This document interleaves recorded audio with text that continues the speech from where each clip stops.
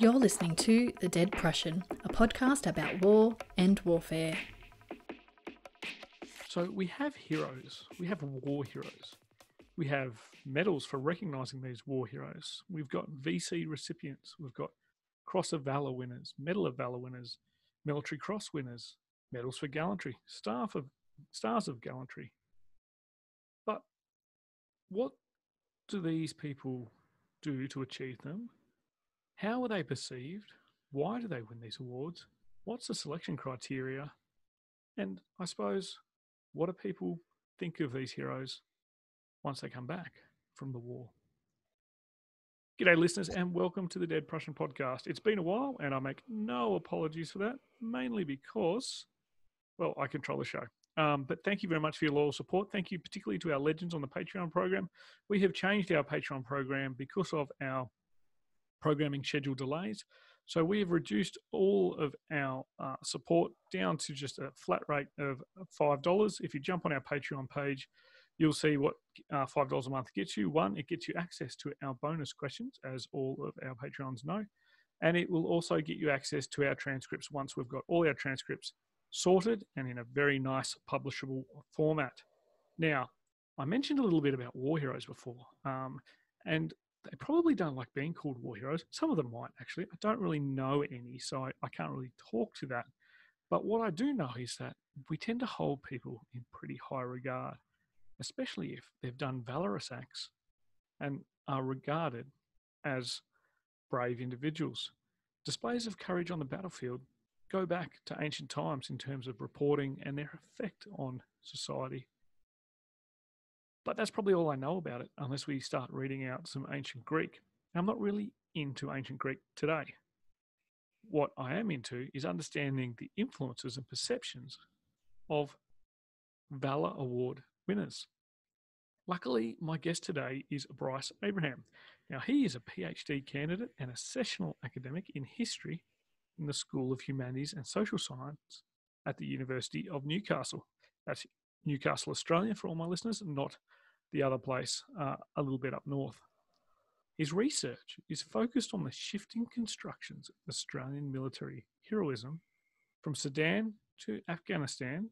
That's 1885 to 2015, so the time span of those conflicts, people, not the distance between those two countries, with an emphasis on the associated constructs of masculinity and the award, as well as the non-award, of the Victoria Cross. He has a long-standing research interest in social and cultural impacts of war, violence, honours and awards, and prisoners of war. Bryce, thanks for coming on the show. Thanks for having me, Mick. Absolute pleasure to be talking about one of my passions. Well, I'm glad it's your passion, because it seems like you spend a lot of time looking into it. But before we start discussing your passionate research here on heroes, masculinity, the Australian military experience, I'm keen to learn how you found yourself in the field of military history on the coast of Australia at a Novocastrian university. I suppose that one's a relatively straightforward question. History's always been my absolute passion, even as a child. It's, I guess, the only field I really wanted to go into. So I was always obsessive about history and looking into various things when I was younger. But I just always gravitated towards war. Started a bachelor's degree at the University of Newcastle and continued on through honours, which I looked at the Sinai-Palestine campaign and heroism, ideas of heroism during that in the First World War, and then moved to a much broader scale project on military heroism, running the gamut of Australia's history, I guess, or military history. But it's just a topic that's always fascinated me. History's just always fascinated me. But as for why military history or war history in general, I don't know why I just automatically gravitated towards it. It's just the area that I guess most caught me. I did have a great uncle who was a prisoner of the Japanese in the Second World War. So growing up around him, he would never really speak much about his experiences, but I guess there were a lot of family talk around him about what he went through and so forth, that perhaps fascinated me a little bit. So I just automatically gravitated towards war history. And look where you've ended up. It's actually those family yarns have given you a career. So, I wonder who else's family yarns have been able to give them a career. But your research at the moment is, and you've touched on some of your previous work in a very similar area, but your research at the moment is focusing on perceptions of, or constructions is the term I read out before, of heroism and masculinity. For those of us who aren't quite as bright as you and I, can you tell us a little bit about what this means? So military heroism is not something easily defined, I guess. It's, the idea of a hero is often thrown around or discussed or, applied from anyone from a prominent athlete to a celebrity now. So I guess it's all important to break down and look at kind of the origins of these things and understand, I guess, how it works, how heroism's been thought about, how, it's traditionally been conceptualized. And so what is it about this conceptualization or perceptions of military heroes that interests you? Why is it something to get after in terms of research? That's a good question. I don't know what it is, but I've always been fascinated by medals. I don't know if it's just the visual element or what, but I see them as telling stories, limited stories, but still telling stories.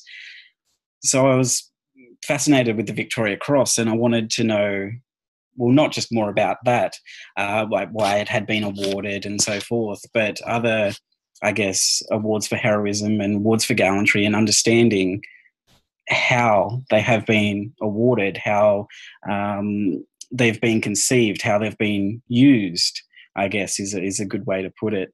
Because they don't, of course, live in a vacuum. These awards have a purpose. They're not just to recognise people for, brilliant conduct or bravery. They're there to incentivise others to do similar acts. Yeah. So I was interested in, I guess, breaking down, understanding what it is about these pervasive symbols, I guess, of heroism, what they represent and what they stand for. And you talk about, your focus on Valour Awards. I like to remind people that Valour is spelled differently no matter where you are. So that's just a side note I've got for the listeners out there. It's not important, but you do focus on Valour Awards. You talked before, just briefly, you mentioned the Victoria Cross. Now, we've got a pretty wide-ranging international audience. I don't like to brag, but we are a global phenomenon. So perhaps for our listeners that are not of the Commonwealth, and some of those that are dearly departed from the Commonwealth, can you explain to us, what the Victoria Cross is, its origins, I suppose, and what it is today, and why it's such a key point and focal point for your research? Yeah, they're good questions, Mick. So the Victoria Cross is probably one of the most well-known symbols of war or martial achievement in Australia and the former British Empire more broadly. So it was an award that was created in 1856, so it came out of the Crimean War.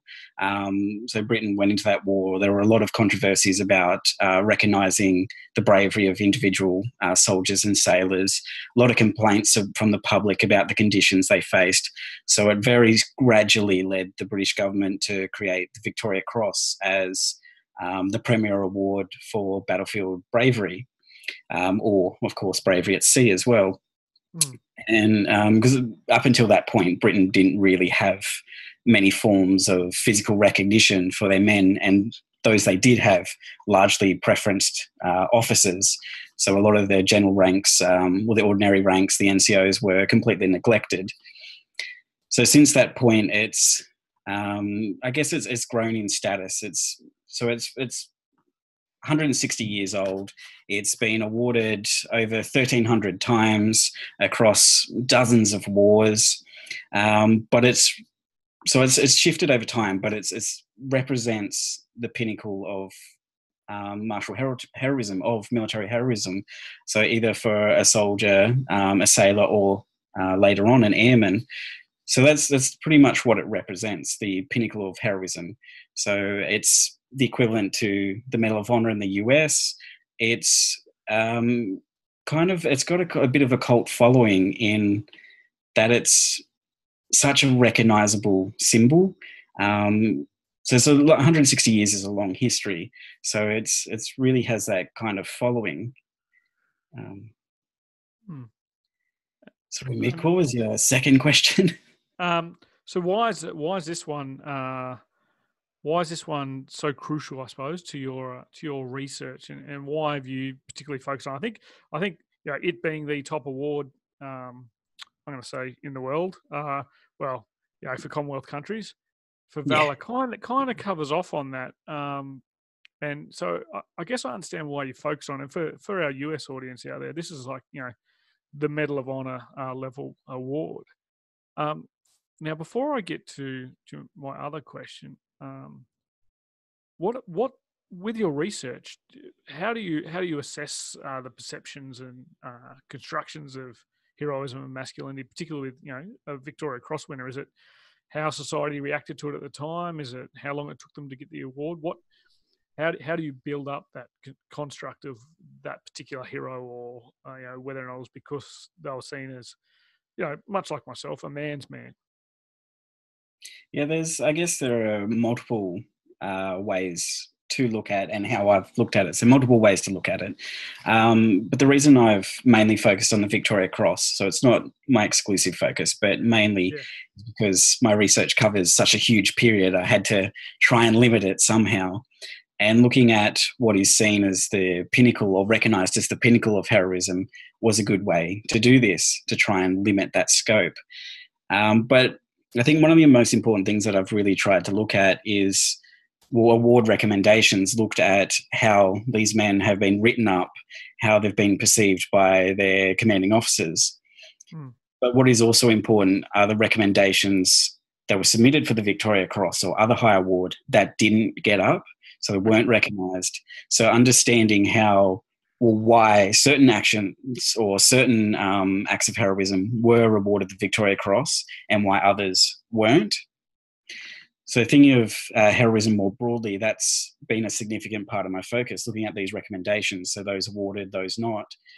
But also thinking of, at certain times, at certain points, propaganda as well. It's an important thing because, in the First World War, the Victoria Cross tended to be awarded from 1916 in particular, when the Western Front became quite brutal.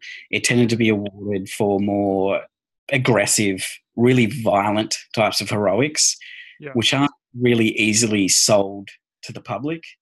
So propaganda has kind of a prominent place to shape public reactions so that they can get on board with this type of heroism. So propaganda and how, I guess, the broader public celebrates or writes on or reflects about these awards and these men is also a really important thing, and a really interesting interplay with what is being recognised on the battlefield.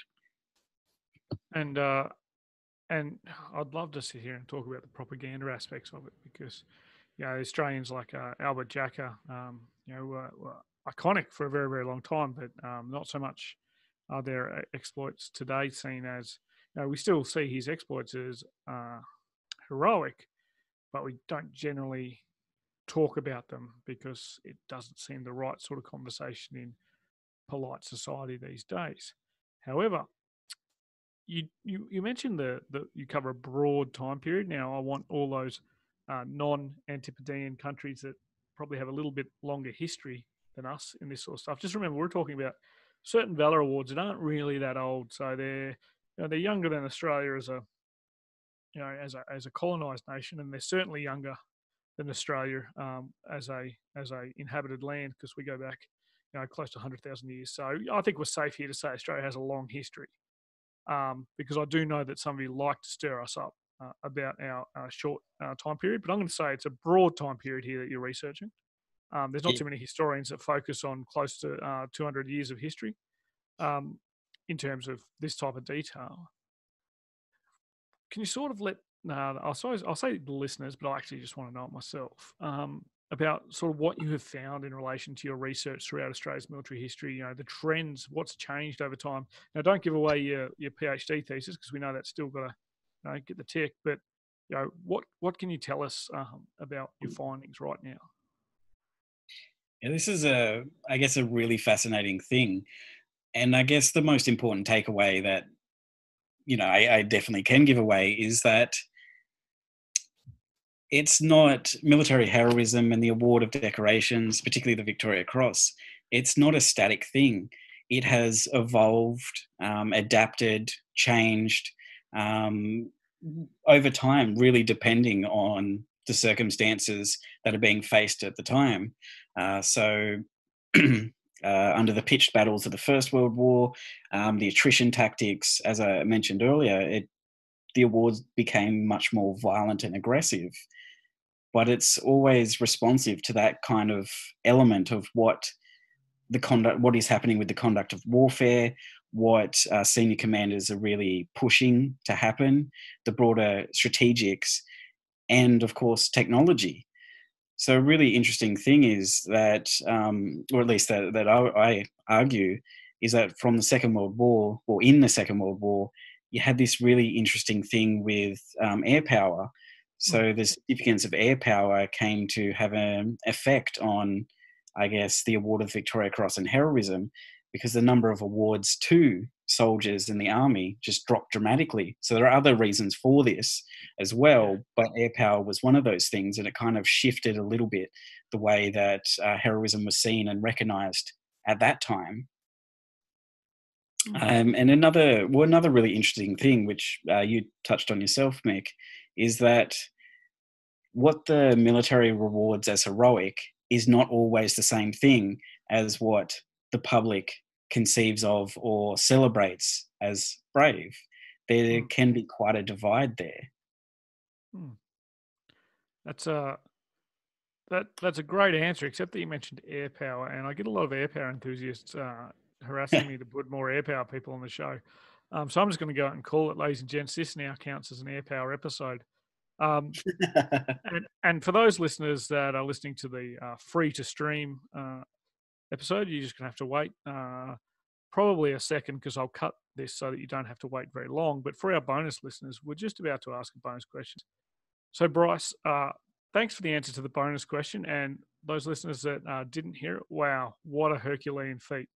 Now, my final question is one I ask of all guests. And as an avid listener, passionate listener of the show, I'm sure you're aware of our mission, which is to define war in as many ways as possible, just like Big Carl, the dead Prussian himself, because it's an important topic that society needs to discuss and weigh up. Now, the way we do this is I ask each guest to finish a sentence. This sentence is war is. So now, Bryce, I ask you to finish the sentence. War is. This is such a difficult question. I will admit I was so tempted to quote Sherman until I remembered Peter Dean's already done that. But I think war is a complex beast. It's pervasive, it's all-encompassing. It touches almost every aspect of, well, anything it could. It has ramifications beyond the military. It touches society, it touches economics. It's had a huge impact on technology. So I'll just go with that. It's a complex, difficult beast. That's excellent. Well, you did add a second word in there, second adjective in there, so I'm not sure if I'll accept that. But war is a complex and difficult beast. Listeners, that is great. I mean, now that Twitter's increased to 280, like a long time ago, it doesn't really matter how short and sharp you keep it, but that is shorter and sharper than plenty of guests, particularly Australians, I've had on the show. And good plug for Peter Dean and his work in there as well. Now, Bryce, thank you very much for coming on the show. Listeners, keep an eye out for Bryce and his research, because this sounds like a topic that could quite easily turn into a book sometime in future, Bryce. So just in case any of our listeners out there are publishers, please tweet Bryce and let him know that you will publish his PhD. If you've already got a publisher, don't mention them on the show. I don't want to be caught up in any IP issues myself. Bryce, thanks very much for coming on the show. Thanks, Mick. Thanks, Mick. Absolute pleasure. And listeners, you know it is also a pleasure? Subscribing to our Patreon feed and listening to bonus questions. So if you go to patreon.com/thedeadprussian, you'll be able to sign up, $5 a month, help us pay the costs of the show, help me pay my book addiction, actually, which is great. But probably not for Bryce, but great for me that his research is not a book yet, because I didn't have to spend thousands of dollars on academic books. But I can do that if you help me out. All right, that's enough begging from me. Until next time, listeners, grab a book and crack on.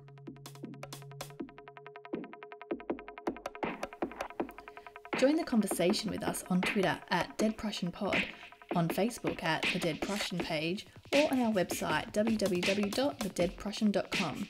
All show notes for this episode, as well as copyright information, can be found on the website.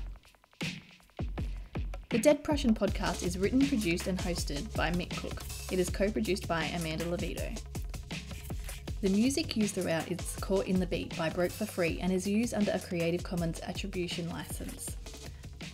All opinions expressed by individuals on the podcast are those of the individual and not necessarily representative of any other organisation.